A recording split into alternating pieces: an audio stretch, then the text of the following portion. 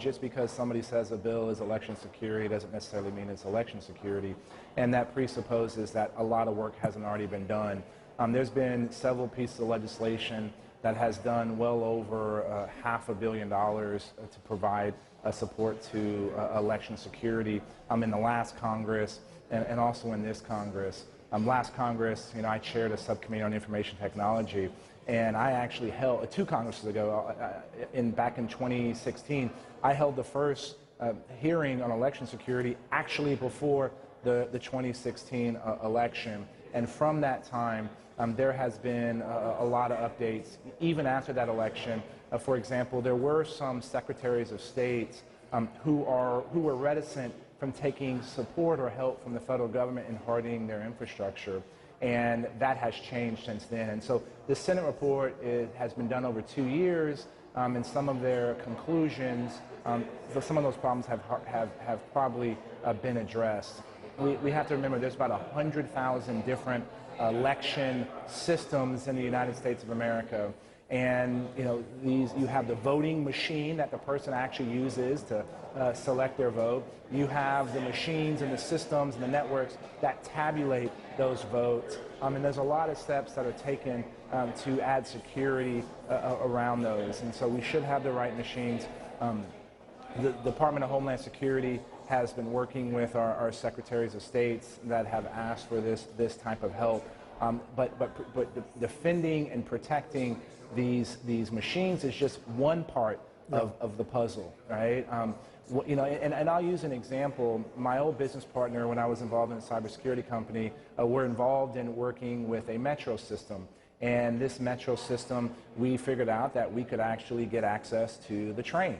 But we can only slow it down. But what we were also able to get access to was the speaker system. So you could use that speaker system to create more pandemonium than you could, getting access to the train. And this is the case that we have to think about with the Russians trying to get into our election.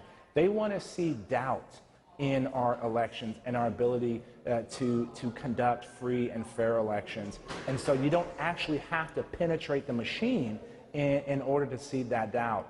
That's why this issue of disinformation is something that we need to be developing a strategy around, and just hardening or improving the defenses around those electronic systems is just one piece of the puzzle. Well, as the U.S. intelligence community concluded, they want to sow political dissent here in the United States, can create as much anger as possible among the American people. They think that is in their interest.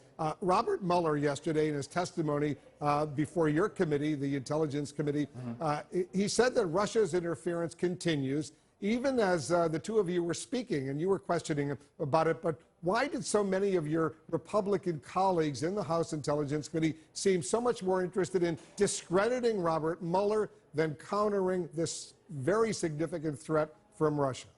Well, I would like to see all of Congress pay a little bit more attention on how we counter this threat on that the Russians are trying to do, instead of just white gloving the Mueller report. Now that that's behind us, let's put that same level of attention and focus on dealing and developing a strategy to ultimately deal with this. And so let me be clear. There is one thing that Republicans and Democrats agree on.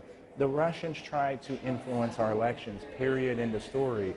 And the Russians have been great at disinformation and doing these kinds of things. It's more than just 2016. They've been doing this for decades all across the world. And so it's not only having an impact on our elections, but we should be working and learning from our friends, countries like Estonia, Moldova, Georgia, Ukraine have seen this as well.